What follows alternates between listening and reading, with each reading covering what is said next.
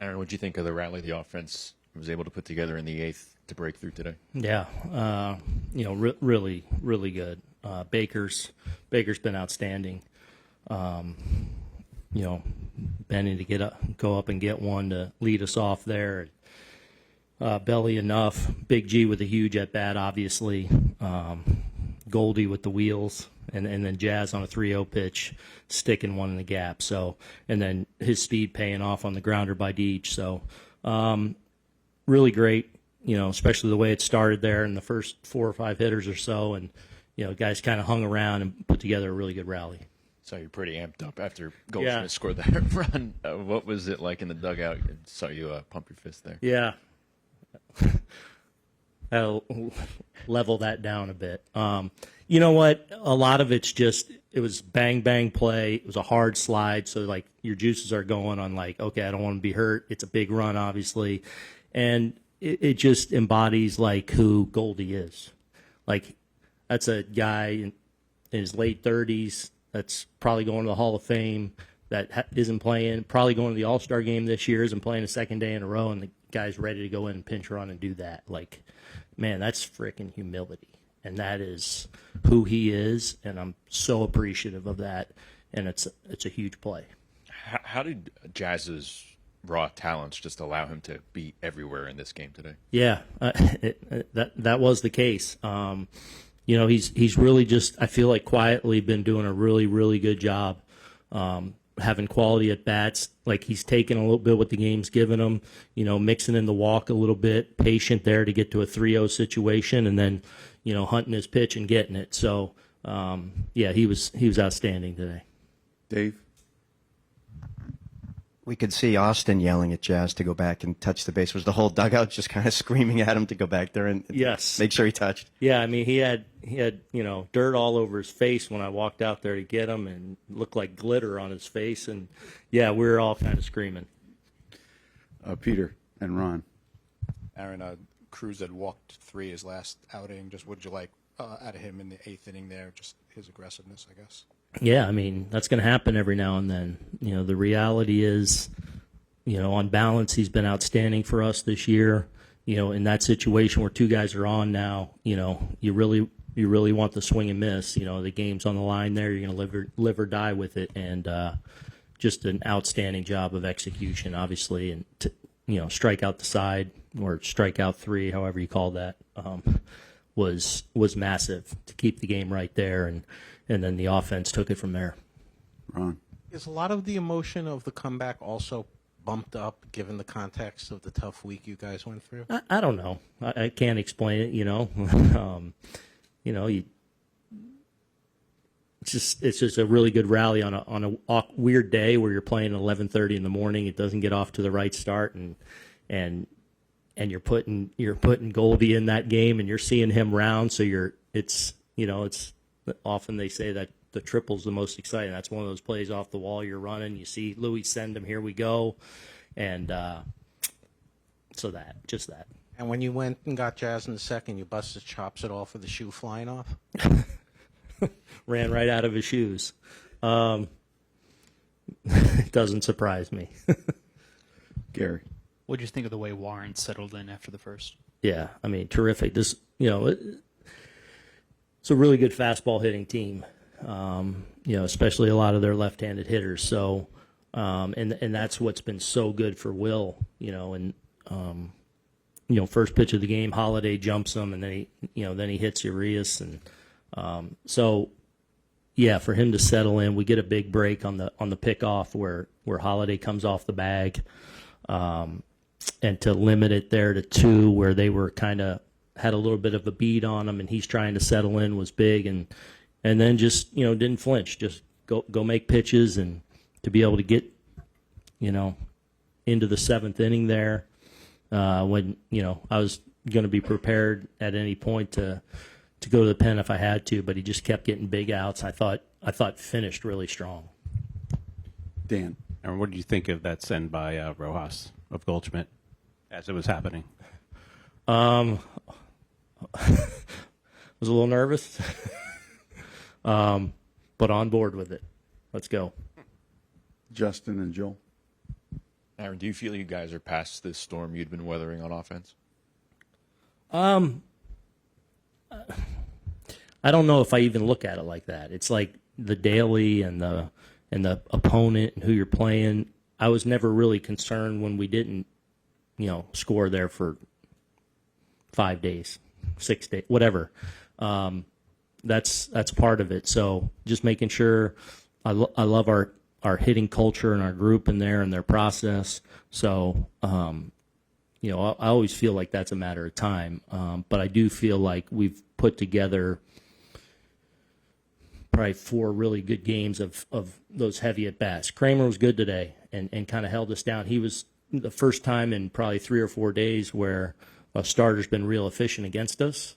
But I like how we've been pressuring them, whether we score, whether we don't. We've been doing a better job in getting back to that. Joel. You've had a lot of fluctuation in your rotation this year, a little more even this morning. What did you feel about Warren bringing some of the stability in this first season? Yeah, I agree. I mean, his growth's been awesome to see. Look, we obviously were very high on him last year, even though he had some struggles even in AAA. He had some struggles at the big league level, but he also had flashed some success too. And the good thing is I think he's continued to grow from that. I think he had a good winter. I think he came in a better, more polished pitcher in spring training. He's taken his lumps a little bit early in the season. I think grown from that, learned from those things. I think he's doing a much better job of being aggressive and really knowing that he can trust his stuff and be in the zone. So it's good to see growth for a talented guy. I mean, that's what I live for. That's how I grew up playing baseball in high school, Little League. That's how I played, and I don't feel like it's no need to change. You ever run out of your shoes before? I think I have one time, but this time I think it's because I was so sweaty. My socks were wet, everything, it just slipped straight out. I've never had that happen in that way. Not both, at least. Ran out of one, but not both. Never had both. Jazz, when you were called out on that second one, so you popped up and arguing that he blocked the play, right? Yeah, and then he the was, other guys were yelling to he turn was around the ball dropped. Yeah, I mean, I'm really on the there and now of what happened of, before I even started sliding, he was already down, so it's just it's crazy because he didn't have the ball before I started sliding, so I was like, that's 100% blocking the play. But he was like, hey, you can challenge that. That's when I was like, okay, bet. And then I looked at my teammates and they're like, touch the plate. I was like, okay, I'm going to touch the plate. Jazz, when you scored the first run, we could see that the first shoe came off before the impact with the catcher. When did the second shoe come off? The second shoe came off with the impact, I think. I've never had that happen. I've never had someone knock my shoes off. I've never had that happen. So it was actually a surprise. I watched it a couple of times and laughed at it too. So. Are we supposed to call you shoeless Jazz Chisholm now? Wow, is that how Shoeless Joe got his name? He ran out of his name? He ran out of his shoe? It was the 1910s. Oh, so he wasn't wearing shoes. Anything else? What did it feel like when the first one came off coming down the line? I actually didn't really feel that. I gained about 15 pounds in my IL stint, so I'm kind of solid now. I feel pretty solid in that one. So that one I didn't really feel the first one. The second one is where I really felt. But just ran into Gary. Gary's a little bit thicker. Did you put the same ones back on or put a different pair? No, I put on the same shoes. It was just my socks were sweaty. I had to change my socks. Jason tied my shoes. They say he's the best shoe tire in here. I didn't understand it until he actually did. It took me a minute to take off my shoes just now. Okay, since you've come back from the IL, you've been really good. That whole 70% thing, is that what you've done since the? Yeah, even the 3-0 swing, I'm not trying to do too much, just trying to drive in the run. We're down 1 run, bottom of the 8th. I mean, you're trying to either go into the top of the 9th tied or winning. So 3-0 count. He hadn't threw me a fastball the whole at bat. I'm only looking for one pitch. I've been seeing pitches really well out of the hand, and I saw it out of the hand, and I just tried to hit a fly ball to center field, honestly. Do you guys always think you're able to come back? This is something that goes on in that dugout, 8th and 9th. You never think you're out of it. I mean, for me, ever since I've gotten here, we have a lot of comeback games. I mean, it was ridiculous last year how many times we came back. So I feel like anytime I step on the field wearing this uniform and with the guys that come on the field with me, we could come back from anything. We came back from 9 one time, and I was like, yeah, we could do anything. Ed, what do you think of Goldschmidt scoring on that play from first base? I was surprised.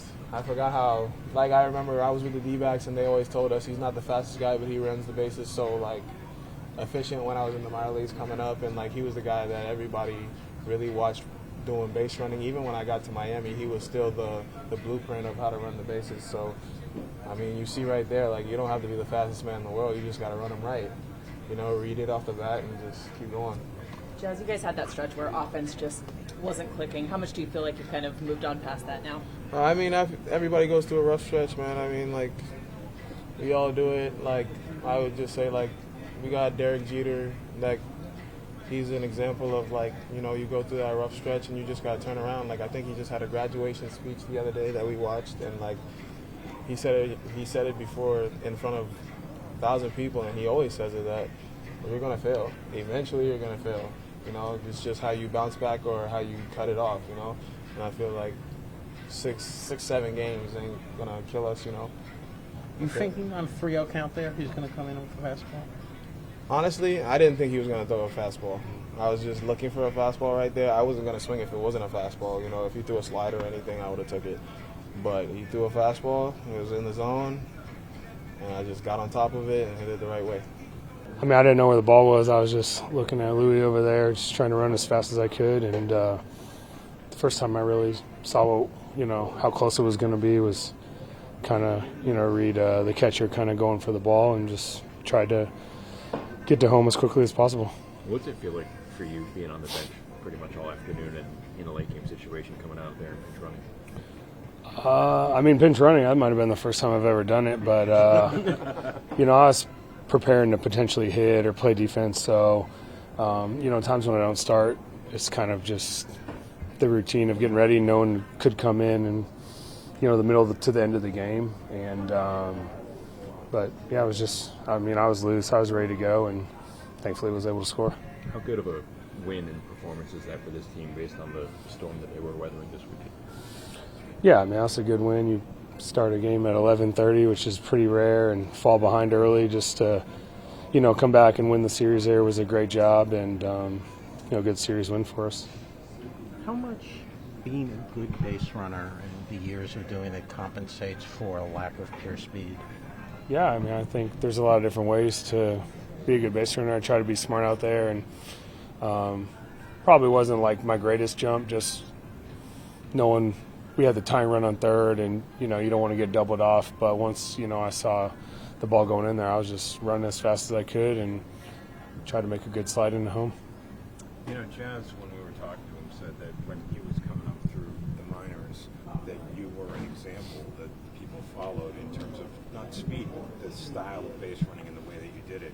When you hear something like that, what do you think? I mean, that's a good compliment. I appreciate it. I had a lot of really good coaches that taught me a lot about base running and trying to read the ball off the bat and when to go, when to be aggressive, and, coming up with the D-backs, and Jazz was behind me. It was a huge, huge priority on base running. So in the minors, for me, something we worked on a lot, and then getting to the big leagues, the coaches, again, taught me a lot and just put a high priority on it. And so it's something that wasn't like secondary behind hitting and defense. It was right up there, and there was a big emphasis on it. It really helped me.